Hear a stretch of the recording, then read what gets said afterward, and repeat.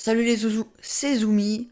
On se retrouve aujourd'hui pour une nouvelle vidéo. On va parler d'un crayon qui est là, le Logitech crayon, et d'un clavier Logitech K380. On commence par le clavier de la célèbre marque Logitech qui m'a séduit dès que j'ai connu son existence. Le clavier a une sensation de frappe qui est vraiment excellente. Les touches s'enfoncent pas trop ni trop, ce qui fait que vos textes s'écriront très vite.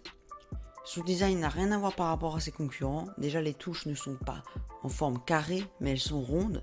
Et franchement, ça fait plaisir parce qu'il n'y a pas beaucoup de claviers sur le marché qui ont des touches rondes. Sa couleur, elle est originale, donc il existe en bleu, c'est la version que je possède. Mais il existe aussi dans une couleur plus gris, qui est un peu moins stylée, je trouve, moins originale. Il est vraiment très compact, donc vous pouvez le ranger dans un sac très facilement. Mais je trouve quand même un peu lourd, après ça passe. Voilà. Pour l'autonomie, alors là c'est vraiment long. Logitech annonce une durée de vie de la pile AAA de 24 mois. Donc autant te dire qu'on est tranquille assez longtemps. Je vous parle donc du meilleur clavier sans fil pour l'iPad, mais vous pourrez le connecter en Bluetooth à un Mac, une Apple TV, votre téléphone, un PC avec Windows 10, n'importe quoi, tant que vous avez du Bluetooth. Pour gagner du temps, quand vous travaillez, vous pourrez utiliser 3 boutons, une couleur différente des autres, qui permet de switcher de vos appareils connectés en Bluetooth. Donc en gros, on pourra passer de son téléphone à son Mac par exemple. Donc c'est plutôt cool, ça permet de pouvoir travailler plus rapidement. Pour le prix, il est disponible à 40 ou 50 €, ça dépend du marchand. Et ça peut paraître peut-être un peu cher, mais ça passe. Pour la qualité de fabrication du produit, la sensation de frappe, c'est vraiment un bon prix.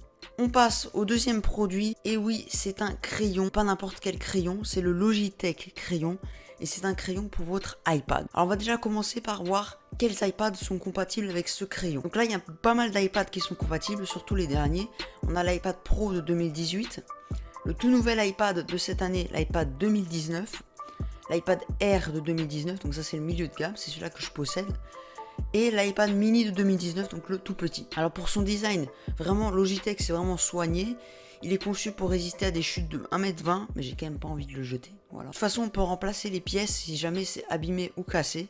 C'est très simple de remplacer les pièces. Vous achetez sur le site Logitech les pièces à part. Peut-être même qu'avec la garantie, vous pouvez en acheter. Alors pour l'utiliser, c'est très simple. Il suffit d'appuyer sur le bouton Power.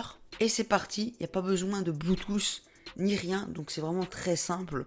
C'est vraiment un gamin de 3 ans, il pourrait utiliser ce crayon sur son iPad. Enfin, s'il y a 3 ans, avoir un iPad. Ouais.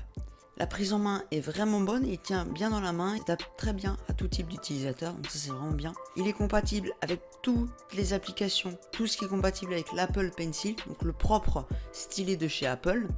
C'est juste que là c'est le stylet de chez Logitech, tout simplement. Et vous allez voir après les différences qu'il y a entre les deux. Pour l'autonomie, il tiendra 7,5 heures en écriture continue.